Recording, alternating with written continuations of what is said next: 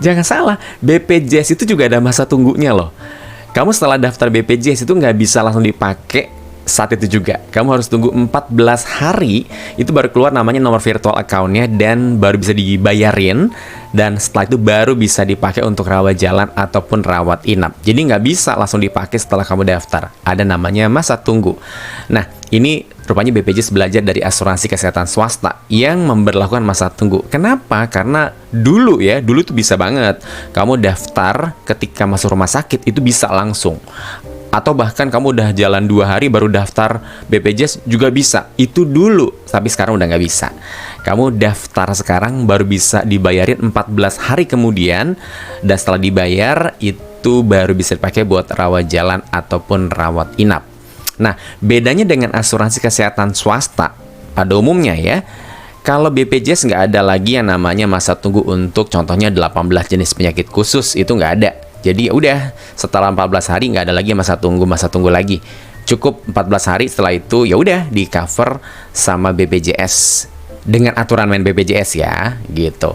Nah, kalau dengan asuransi kesehatan swasta ini beda cerita ya.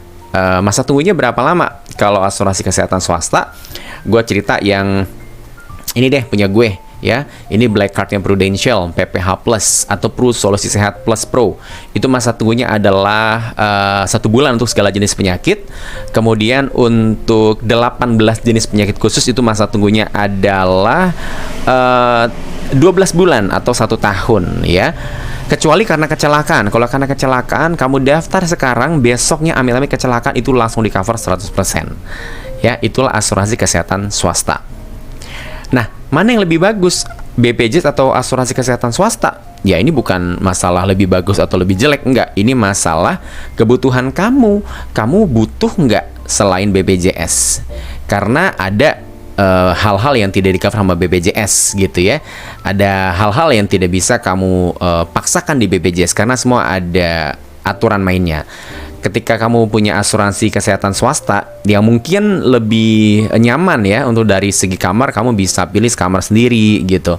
Kemudian ada juga nih contoh yang kartu ini gitu ya. Ketika lu harus opnam di rumah sakit ya, yang nungguin di rumah sakit bahkan dikasih jatah makan per harinya 650.000. Lo bayangin, itu ada di BPJS nggak ada. Tapi kalau di asuransi kayak begini ada. Gitu. Jadi ini ya tergantung kebutuhan lo aja. Ini bukan lebih bagus BPJS, lebih bagus asuransi kesehatan swasta, enggak, bukan lebih bagus, lebih jelek. Ini tergantung kebutuhan lo dan kemampuan lo juga. Lo bisa nggak beli premi gitu ya? Karena pastinya lo beli sebuah fasilitas ya. Jadi ini bukan mana yang lebih baik, mana yang lebih jelek, enggak. Tapi lo butuh nggak gitu? Kalau lo nggak butuh ya udah cukup BPJS aja. Felix pribadi punya BPJS dan punya asuransi kesehatan swasta. Jadi, kalau kamu mau ambil asuransi kesehatan, pastikan sekali lagi kamu ngerti aturan main dari asuransi kesehatan tersebut.